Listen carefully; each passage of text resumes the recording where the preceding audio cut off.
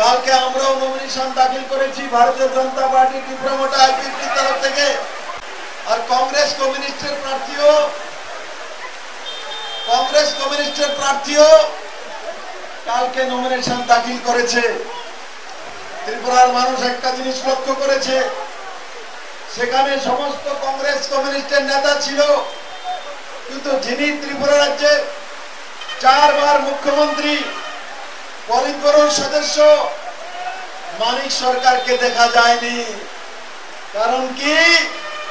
মানিক সরকার এই অবৈধ জোটের পক্ষে নয়। আর আমি এই মঞ্চ থেকে আদরণীয় মানিকদাকে বলবো, মানিকদা সারা জীবন কমিউনিস্ট করেছেন, কাস্তুয়াতুরিতে ভোট দিয়েছেন, 4 বারের মুখ্যমন্ত্রী হয়েছেন। এবার শেষ বেলায় আপনার বয়স যখন 70-এর উপরে, তখন গিয়ে আপনি হাত চিহ্নে ভোট দেবেন। সেই দিন দেখার জন্য কমিউনিস্ট করেছিল এখানে মানুষ।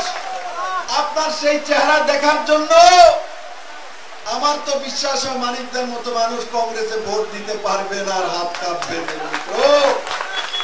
আর কমিউনিস্টের যারা নেতা প্রকৃতপক্ষে কমিউনিস্ট করেছে, এরা কোনোদিনই হাতের মধ্যে ভোট দিতে পারবে না। তাহলে রাস্তা খোলা, আপনাদের ছেলে বিপ্লব দেব রয়েছে, নরেন্দ্র মোদী রয়েছে, আসুন পদ্ম বলে ছাপ দিন।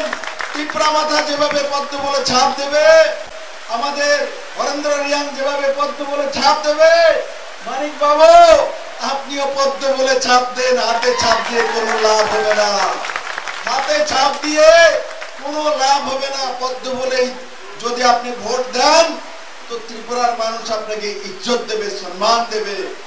আর যদি আপনি হাত চিহ্ন তো দেন, তাহলে মানিক বাবু এতদিনের আপনার যে এক ওহদা তৈরি হয়েছিল, 4 বারের লাগাতার মুখ্যমন্ত্রী আর কমিউনিস্টের পলিট ব্যুরোর সদস্য, আজকে গিয়ে হাত চিহ্নিতে ভোট দেবে, এর চাইতে দুর্দিন আপনার জীবনে কি হতে পারে নির্মিত।